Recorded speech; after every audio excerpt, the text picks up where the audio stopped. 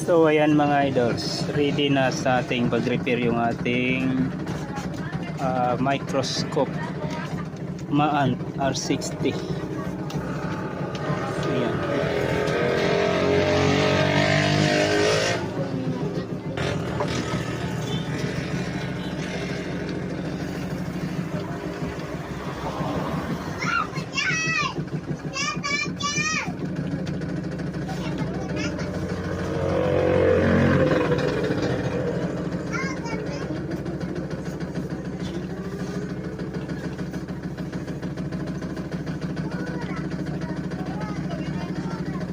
Ayan siya mga guys.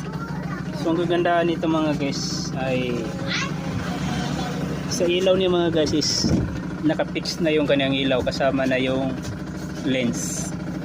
So naka-built in na yung ilaw dito sa kanyang lens na kasama na. So, hindi kagaya sa ibang microscope na separate yung ilaw tapos kailangan mo pang maghigpit ng adjust ng higpit para hindi mahulog. So ito mga guys is i-trade mo lang siya. Kasi naka type C USB connection or connector siya.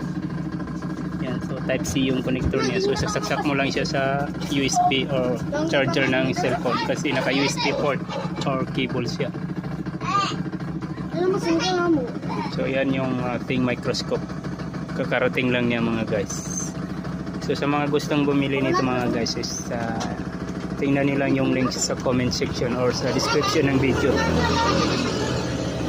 So sobrang napakaganda itong microscope na ito mga idol.